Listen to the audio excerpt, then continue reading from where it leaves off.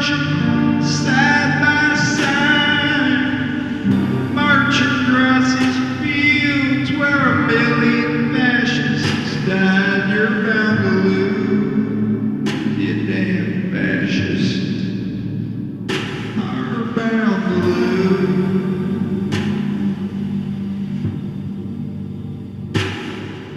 All you fascists bound to lose.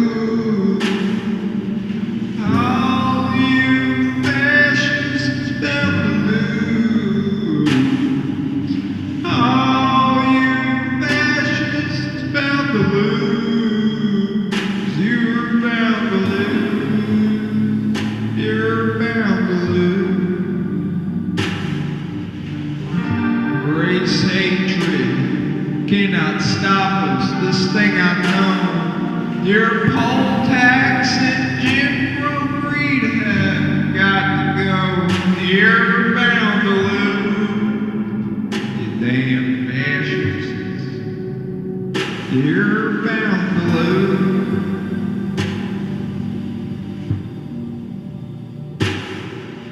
Oh, you fascists bound to lose.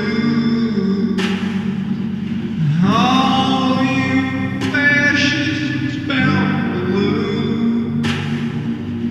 All you fascists bound to lose. You bound to lose.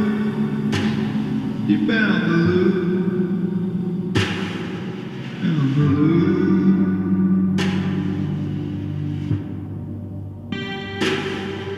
I'm going into this battle.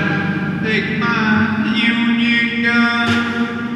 We'll end this world of slavery before this battle's won. You're bound to lose.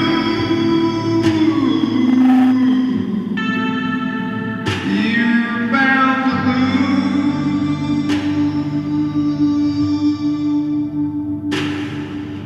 All you fascists bound to lose. Yes, sir. All you fascists bound to lose. All you fascists bound to lose. You're bound to lose. You fascists bound to lose. I said.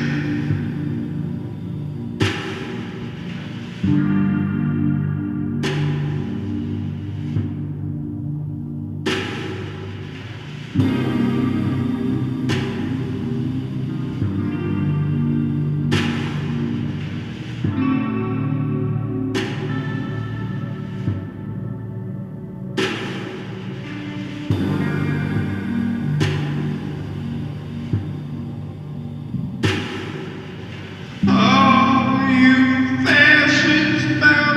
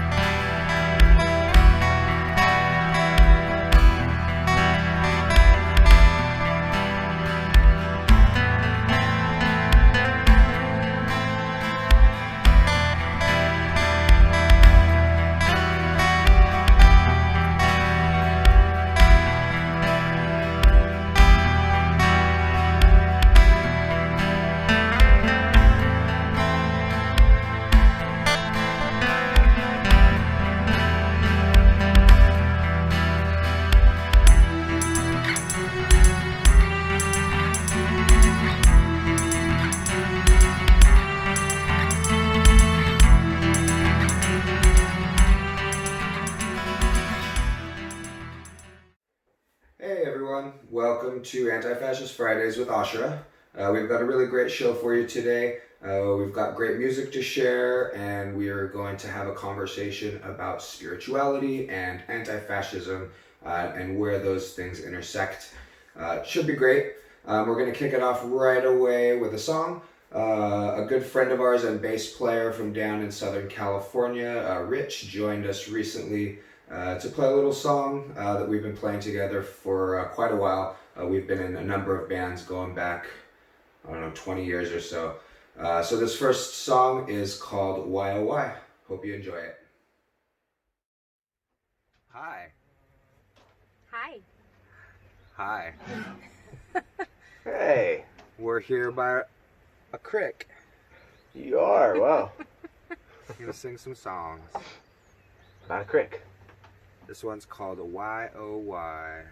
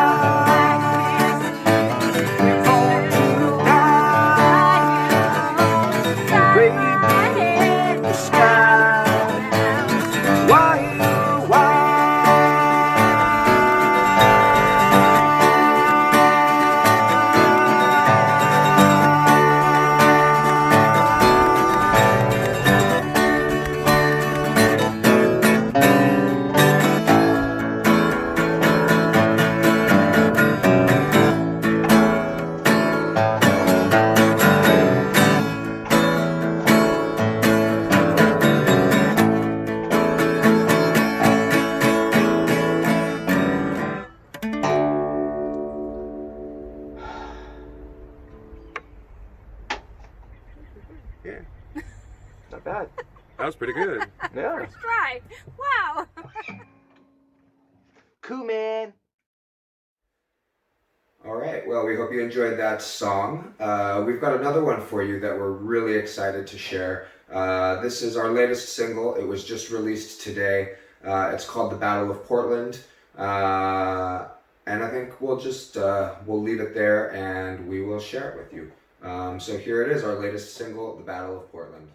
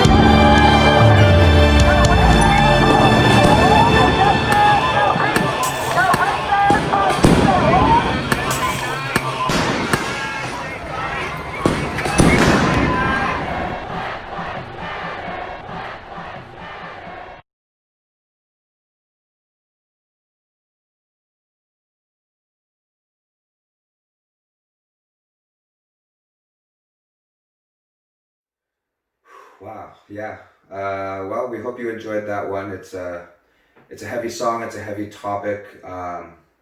And again, we hope you enjoyed it.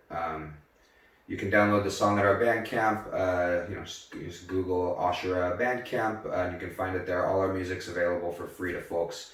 So feel free to check that out. And the video is available on YouTube as well. If you want to check it out again, share it out. But let's get to the next part of our show. We've got a great discussion today. We're going to be talking with Rabbi Debra Kolodny. She is a rabbi of Portland's Unshul up in Portland. And she's the founder and executive director of Portland United Against Hate. And so let's go to that conversation right now. Hey, Deb. Welcome to the show. We're really excited to have you. Yeah. Thank you so much. Hope you've been doing well through these chaotic times. So far, so good. It's hard to take care of oneself when you're being attacked by a fascist militarized police force, but okay, I'm doing all right. Right. We should point out Deb's in Portland and has been in the protests as part of the clergy contingency, which is incredible. And so you've been on the front lines and seen things you probably wish you hadn't by now. So, yeah. Okay. Well, so we're here to talk with you about your spiritual. I don't know, is ministry the right word, or probably not? Ministry, I don't find it offensive, but in Judaism we call it our rabbinate. Your rabbinate, thank you. Okay, cool. that's good. That's Good good. to know. So your spiritual rabbinate and your spiritual practice, how that intersects with the community political work, anti-fascist work that you do. So let's start with the rabbinate. You're a rabbi for Portland's Unshul. Tell us about that. What is Portland's Unshul, and what's it geared towards? Yeah. So I first started imagining the Unshul about 5 years ago, and I took a look around at the least church state in the country, which is just as true for Jews as it is for Christians. And I asked, why do people come here? Because you don't come to Portland to be Jewish, right? You go to New York or LA to be Jewish if you want to have lots of options. And people come to Portland to be politically active. They come to Portland to be spiritual but not religious. They come to Portland to hike and kayak. They come to Portland to drink microbrews. They come to Portland for all kinds of reasons. I don't know anybody who came knowing that it was birthed as like a white nationalist state, because those are the other people, the people that we're struggling with, right? But for my people, I said, so why don't I create something that's not your grandpa's shul, not your grandpa's congregation? And I said, we're going to be grounded in racial and immigrant justice. And in fact, had this fantastic flyer made. I don't know, can you see that? Yeah. Uh-huh. Yeah. Oh, In that's revolutionary praxis, right? Beautiful. Fucking A. So like that was our grounding, our imagining. I was committed to myself going down into a protest, a rally, some kind of demo at least once a month and bringing people with me. But that was before Trump was elected, right? And then, Trump was elected and I was in the streets every day. And some of my people would come to this, that, the other thing. I was definitely more involved than anyone. But so that was one critical piece. And I talk about it as I threw about a dozen things up on a wall. So we'd have a dance prayer service and a meditation and a women's singing group and a Torah hike. We'd go in the woods and we would pray in the woods. And then I would ask questions about the Torah portion of the week that I thought the woods could answer. Oh, how cool. Fantastic, right? Everybody loves that idea. But then, nobody would come when it rained. So, and it's Portland. All the time, right? So I had all these ideas, and amazingly, what people voted with their feet, and they came to the Friday night gathering, and they came to the Saturday morning prayer service inside. So we became, we're still in Unshul, in that we don't have a building, and we're not, engaging in the externalized, trappings of wealth, which is what investing in buildings do, right? We invest in each other and we meet in people's homes. And we're still like rabidly justice oriented. But our our prayer looks a little bit more traditional than I expected it to. Beautiful. Wow. That's okay. And so how many years now have you been doing this? So at the end of December, it'll be a full 5 years. We started up in January. Yeah. And I have to tell you, one of the things that's amazing, so we had Shabbos services yesterday. And of course, everybody who comes knows who I am and they know what my politics are. And I'm not having struggles with that like some clergy do, right? Sure. But it's way beyond that. I mean, we had this conversation about what does it mean to dismiss the souls of every person who has the job of a cop? What does it mean to say all cops are bastards? Yeah, that's a great conversation, Yeah. really. And it's intense, right? Because there are people who are committed to that, you know, as a slogan, as a rallying cry. But as a religious person, what does it mean that we make that our rallying cry? You know, for me, it's like abolish, defund. There is no question about that, right? So we do some really deep work. Wow. That's amazing. That's a tough conversation to have, but it's the right conversation that we should all be having. That's right. I'm a spiritual person, and I struggle with the word all, you know, unless it's in front of Black Lives Matter. But yeah, I bet that was a really enlightening topic for your group. It was amazing, and it was uncomfortable. And what happened is I checked in with a couple people afterwards, and the depth of their self-reflection, I mean, it brought me to tears yesterday, and it's bringing me to tears again today. So I just feel like we are living in the fulcrum of really powerful work, because part of what we want to be is we want to be the world that we're creating, right? Yes. And so there's no throwaway humans. Like, I want to bless every cop that they reach enlightenment and they leave and they find a way to honor their protective instincts, which they thought they were going to be able to manifest in this horrible system because they didn't know, right? And I think most of them didn't know. And then they become acculturated. And they can't see because they're like the a cult. in the water. Yeah, I consider the police forces like cults. And it's like once you're in, and then in order to get out, you have to betray all your new, you know, family. You have to betray that new family in order to get out. And then you're in this push-pull, heartbreaking situation that will keep you in an unhealthy, terrible situation for years and years and years until you find the courage.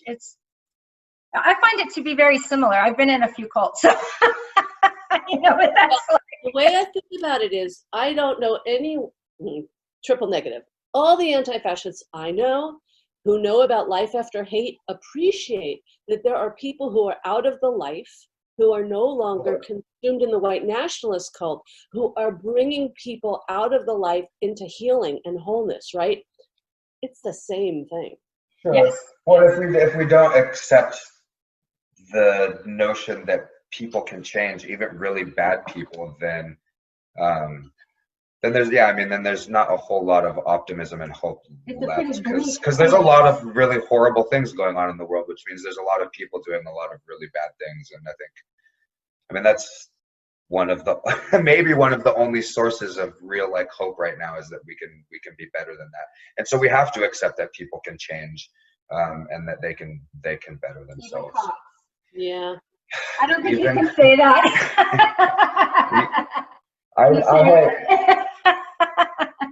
Let's move on.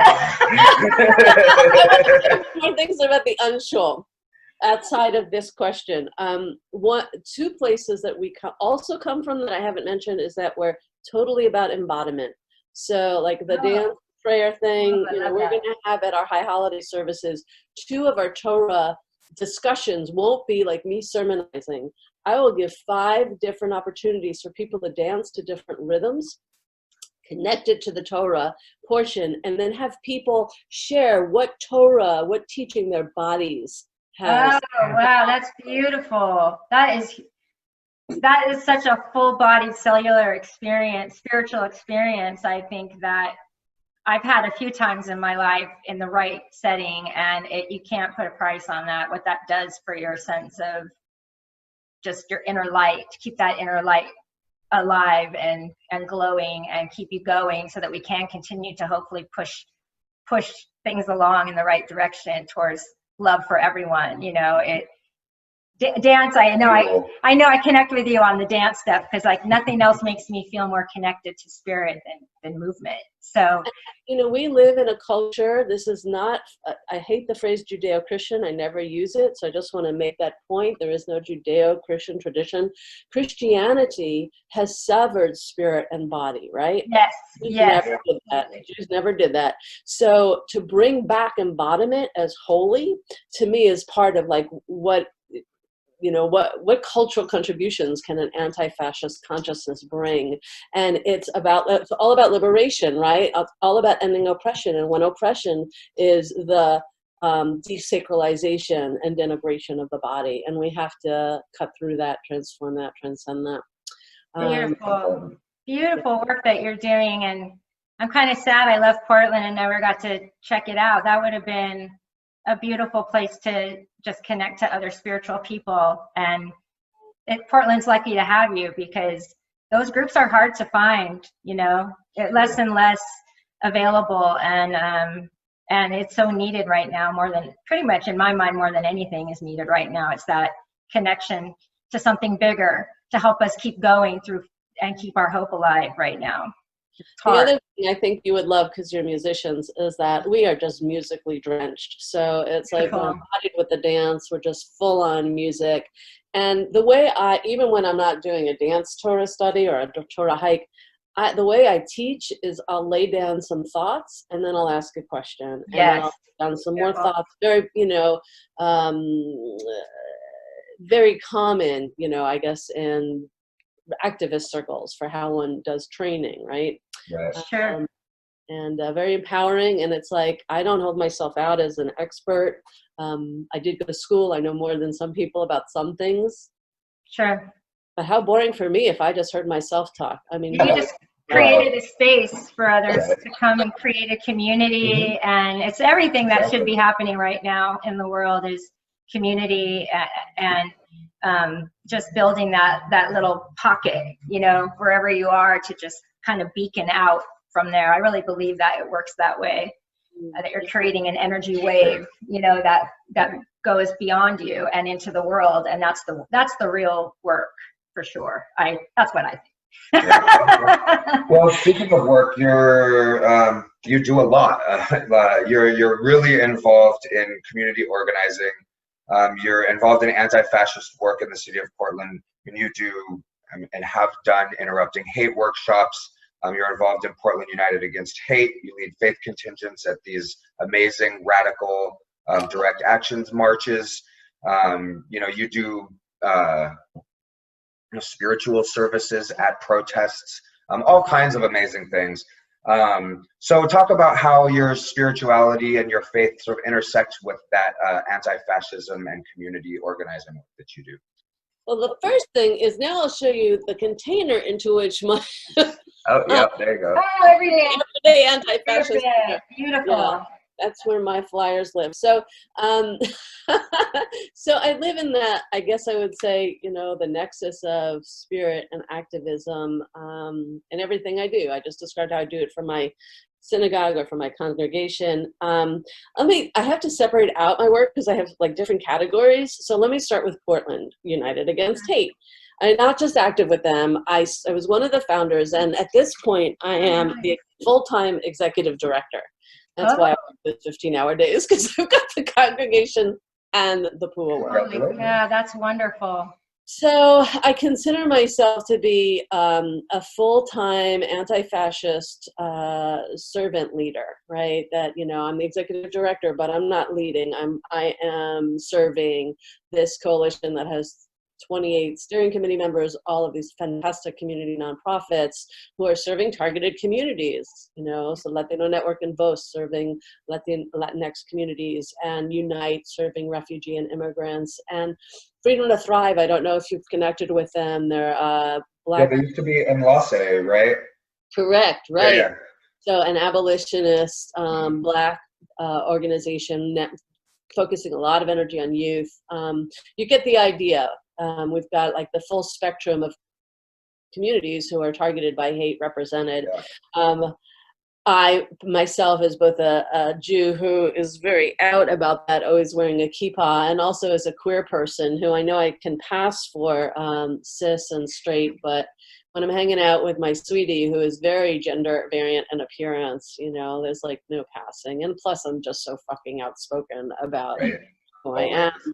So after I helped found this, and the genesis story is that immediately after Trump was elected, Southern Poverty Law Center said there were 867 hate crimes around the country in 10 days, which was just like this humongous surge. Because why? It's so obvious. He's a hater. He gives permission to haters. He invites violence, you know, at his rallies and here and there. So all of the folks who were inclined in that direction felt like they had permission. In fact, they felt like they had support. So all over the country, hate incidents were skyrocketing. And there were several organizations here in Portland who said, we don't have the capacity to deal with this upsurge amongst our client base, the population that we serve, and we need support, and we need resources. And hey, city, it's your obligation to create safety in the city, right? So there's a way in which this was an alternatives to policing model that emerged long before Portland Street Response was like a glimmer in anyone's eyes, right? Which was fantastic. And we decided we had 3 goals. One was to accurately track and then analyze hate incident data, because nobody would tell the police anything, you know, or the FBI. So an example is that in 2018, the FBI said there were 15 hate crimes in Portland. And we now have 2.5 years data with over 600 incidents, which averages to about 220 a year versus 15 a year, right? Yeah, almost 1 a day. Yeah. Well, yeah, and I know we're still under, you know, underreporting is still happening because we haven't gotten the word out yet. We're still pretty new. Yeah. Wow. I mean, I think there's an incident today on public transportation. Forget the rest. Yeah. Oh, easily. Sure. Yeah. Yeah. Wow. So we're doing the data collection and reporting, analyzing. We're doing quarterly reports now, and I'll get back to a variation on that since the Black Lives Matter uprising started. And we have this portfolio of partners who are providing trauma-informed care when people are impacted by hate, you know, helping them with social services, helping them heal, helping them know their rights, helping them with training. So they have means to kind of avoid situations in the future, right? And then we have the training arm, which is where my Interrupting Hate in Public Spaces came in, and I've trained almost 1,500 people around the state. And it's a de-escalation training, as you know, since you were there once when JW sponsored it. And it's for both allies to support targets, but not in a way that's caping in and taking away their power, in a way that centers the experience of the target and empowers them. And it's also for people who are targets themselves to know how to de-escalate and leave and be safe. And then the last piece, so there's the trauma-informed care, there's the training, and there's the data collection, is advocacy. And we hit the ground running in the last few months with the upload. And one of the things we did is, like, we collect data. We launched a campaign, Police Violence is Hate Violence. And anybody who was assaulted by the police could write a report, right? And we got probably only 40 reports, but they represent the experience of thousands of people. And lots from medics, from clergy, from legal observers, and from the journalists, which, you know, are all the categories. Like, if you don't trust these people, what the fuck, right? Mm-hmm. So we're passionate. In addition to that, I co-authored a letter demanding Wheeler to, I call it, defang the police and just stop the use of military munitions, stop the use of any violence whatsoever, because there's 50 years of data that says that only verbal de-escalation actually works. Once the police start using anything violent, everything escalates. And Wheeler, you're referring to Ted Wheeler, the mayor of Portland, just for anyone who doesn't know who Teddy Bear is. Tear gas Teddy. Yeah, and we just produced the Police Violence is Hate Violence report. It's up on our website, chronicling the incidents, giving examples of incidents, and kind of breaking down who's impacted. So, and I've also testified, both to the city and to the state about these issues from the data that we're collecting and calling for demilitarization of the police and to defund the police. That's the third piece. We've been very active in the defunding campaign. So that's my day job, and it's like all, anti-fascist work all the time. And then, at night, I go down to the streets as a clergy person, and I wear my purple clergy witness vest and provide Which support. the police don't care about, probably, right? Yeah, well, thankfully, at this point, they haven't been targeting us the way they've been targeting others. Okay. A lot of us are getting amazing footage of how horrific their violence is and unprovoked their violence is. So how do you keep it all together, Deb? How do you do all this work and keep your sanity and keep your time, a little bit of time for some decompression? Are you able to do that? No, I'm worried about you. It's a good question. In July, I wasn't able to. I mean, I pray every morning, and that helps. Yeah. But when I couldn't sleep, when I was getting up at 1 and 2 in the morning when the munitions were going off every night in July, it was unbearable. I mean, my central nervous system was totally shot. So I was in fight or flight. It is PTSD. Absolutely. One night out in that is PTSD. So imagine night after night, and then you hear it from your home even. You hear it, you feel that, like, I should be out there, and what's happening, and you have such a big heart that I hope that you find some peace and recovery time in all of your busyness, because we need you. Portland needs you. The world needs you. Well, I want to clarify that I'm only in the streets once or twice a week, but that's a lot. I want to really lift up my spouse, Brio, who is a healer, who is amazing. Does energy medicine called TBM, total body modification. And so I was getting treatments. I think I would have had a heart attack or something if I wasn't getting a treatment like every couple of weeks. So those kept me together. And then the one weekend that I didn't have services, first weekend of the month, Brio dragged me to the beach, and for the first time I got 3 nights of sleep. So good. Yeah. Well, thank you, Brio. Yeah, thank you very much for Brio, with us.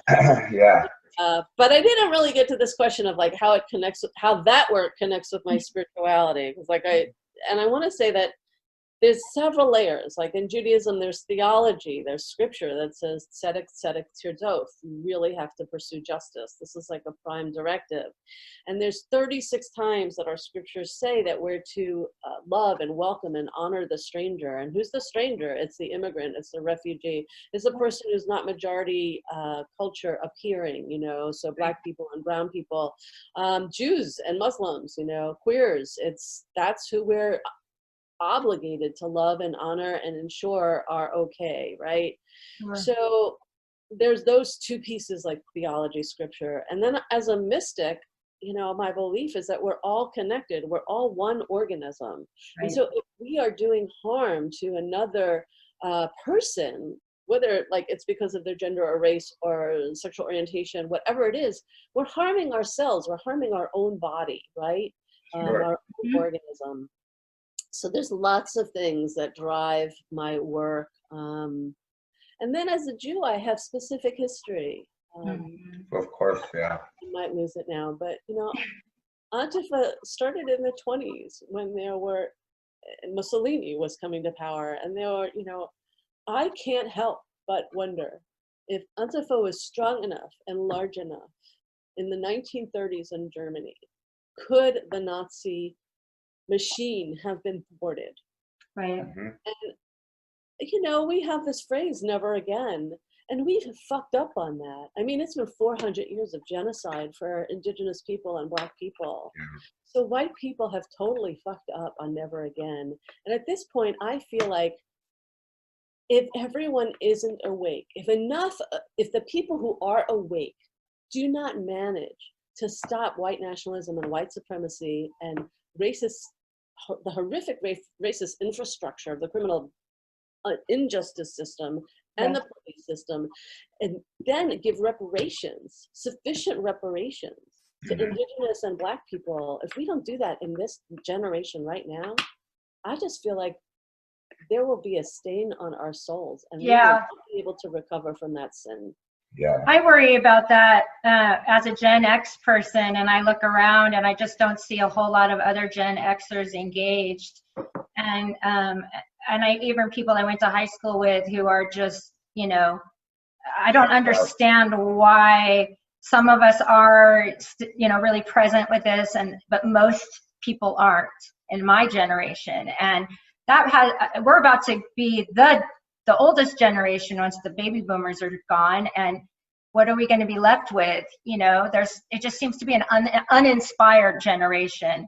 And I worry about that for the long term, and I am just hopeful right now that perhaps I like to think of the big view that all this is happening on this earth, and all of this, you know, maybe that is going to wake up more people, older people.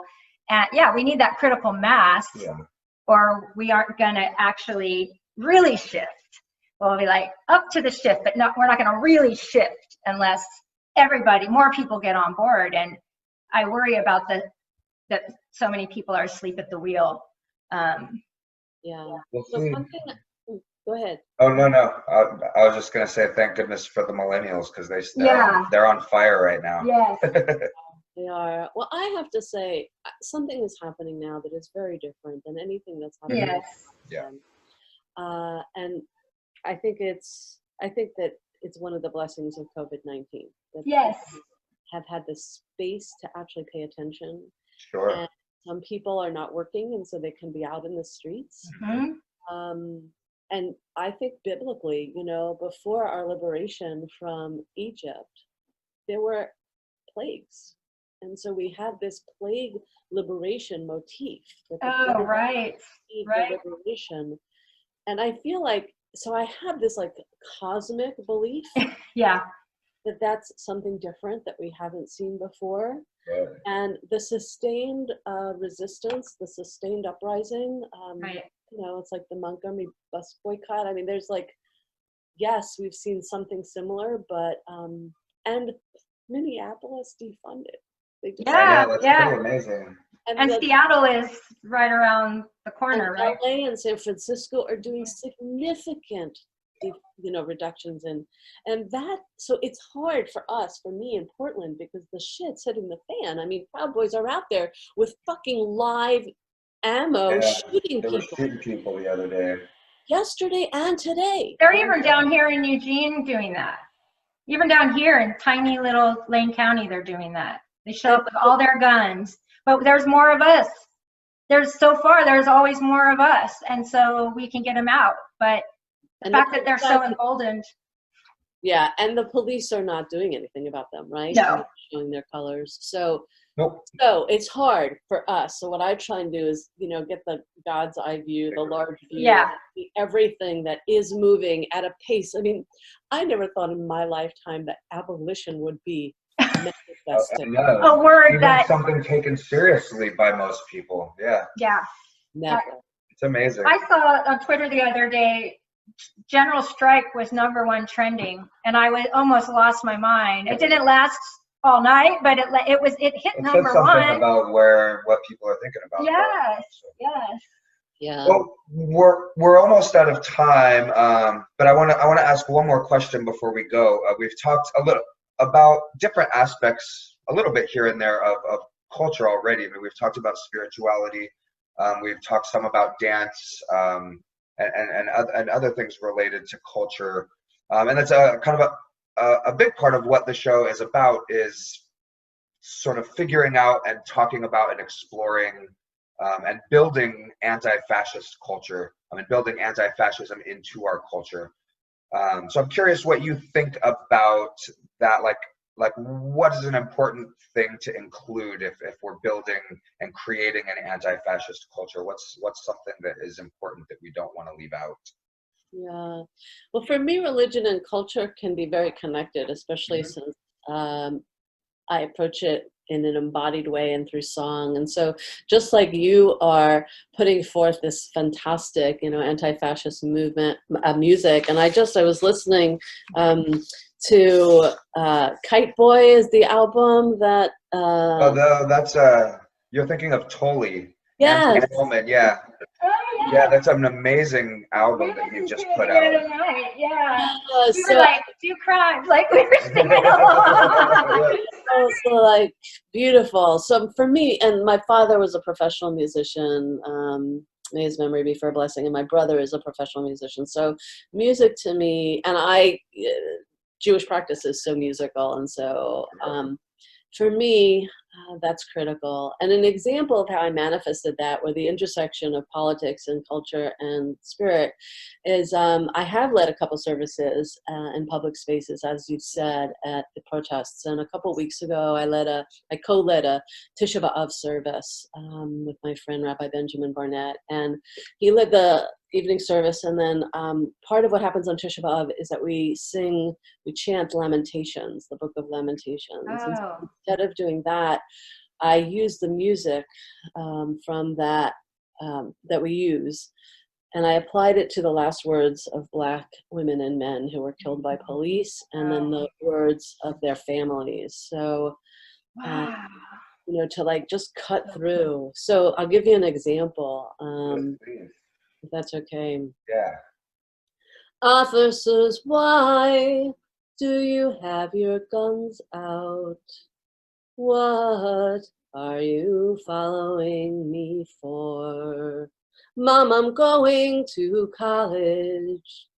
I don't have a gun. Stop shooting. You shot me. You shot me. It's not real. I can't breathe. I love you too. Please don't let me die.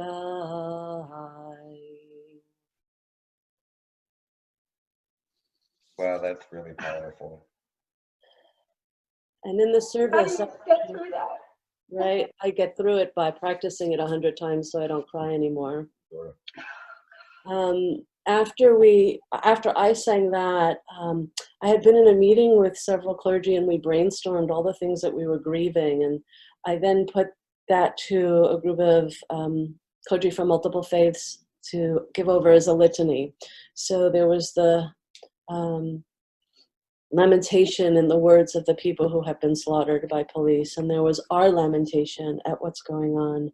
And then we closed the service by reading out the 12 demands in the letter to Mayor Wheeler to stop police violence.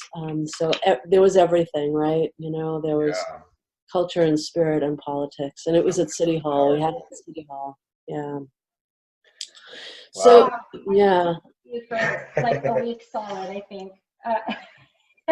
Thank you so much for just For sharing being that with who us. you are and contributing so profoundly to the movement, and for being so strong even when you're probably tired. Like, we see you, and we're so grateful for people like you, and grateful to have a spot of your time to share this with everybody else. I would say the thing that I think is missing too much in movements is the spiritual aspect. So you're filling that spot that is, sacred, and it's the highest calling, really. It's very hard to stay spiritual during dark times, and you've created something that isn't going anywhere. So thank you so much, and for talking to us about it. Thank you. I just want to lift up, there are probably 100 amazing clergy in this city.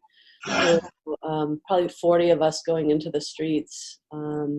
Emerge, who has done amazing work in civil disobedience, getting arrested a couple years ago to free the Sheridan asylum seekers. They are doing work with that movable middle, talking to that's hard. Hundreds of clergy about white nationalism and about police brutality. And so I'm not alone. That's what I want to end with. I'm not alone, and thank God. Good. Well, thanks for being on the show. We really enjoyed having you. It's been a great discussion, and thank you for sharing that beautiful song with us. It was really powerful and moving, and was I think a great note to end on. So stay strong and keep fighting. And thanks for joining us. Thank you. Such a pleasure. Take care. Stay healthy. Yeah, you too. will. Yeah, you too. Bye. Bye-bye. Bye. All right, everybody. Well, thanks for joining us for another show. We hope you enjoyed the music. We hope you enjoyed the conversation with Rabbi Deb. And again, check out the Battle of Portland. Download it on our Bandcamp. Share the video out from YouTube. Show us some love, and we'll see you next time.